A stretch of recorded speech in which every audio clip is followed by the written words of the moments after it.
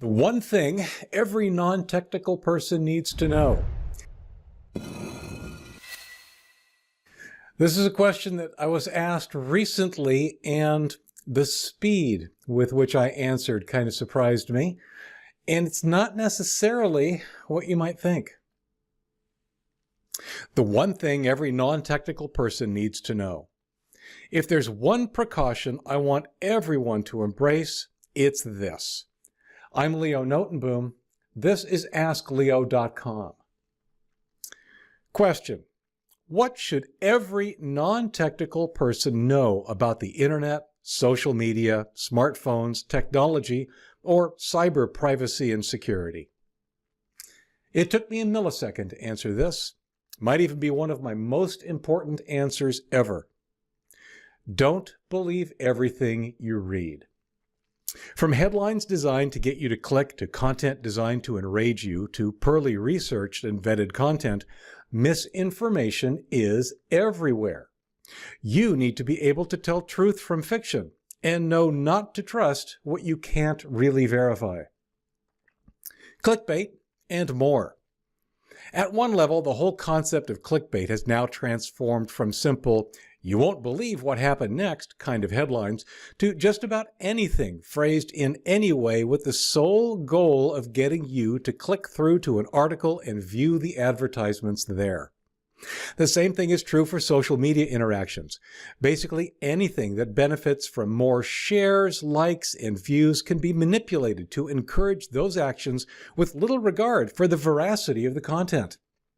On one hand, you might think this is mostly about political and social issues. While it certainly applies there, my perspective is that it's just as pervasive in other areas of information flow. Misinformation and misdirection are everywhere. The very topics you're asking about, internet, social media, smartphones, technology, cyber privacy, and security, are themselves often the subjects of inflammatory, misleading, and fear-mongering headlines and content. The goal seems to be to scare you, and by scaring you, get you to pay more attention, or even money, to those doing the scaring. No, the latest vulnerability will probably not affect you. Yes, your email address was exposed in a recent breach. So, at worst, you'll probably get more spam. Yes, social media and other sites and services collect a ton of information. Does it affect you? Probably not. Sure, ads that follow you may seem creepy, but do they really harm you? 99 times out of 100, the answer is a very strong no. The other 1%. We do not live in a black and white world, but you need to understand probability and risk. Of course, there are situations where individuals are adversely impacted. Someone's computer is impacted by vulnerability. Perhaps their exposed email address leads to successful phishing attacks. Maybe the information collected by social media leads to identity theft or harassment. You are much less likely to be affected by any of that than the headlines lead you to believe. Don't let the headlines scare you, mislead you, or worse, cause you to take unnecessary or even ill-advised actions. The chances are, whatever you're reading about, from technological flaws to the latest health scare, impacts very few people. Aside from basic precautions you should have in place anyway, there's typically exactly nothing you need to do, as you are not in imminent risk. Skepticism, a tool for our times. The single most important thing you can do is to remain skeptical. Always. Don't believe everything you read.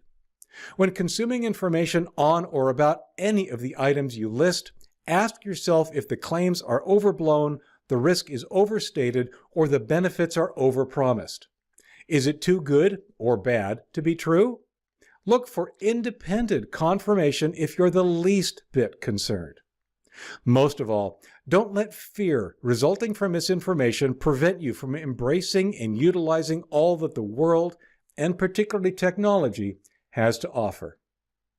For links related to this article or to leave a comment, visit askleo.com/74799. I'm Leo Notenboom. This is AskLeo.com. Thanks for watching.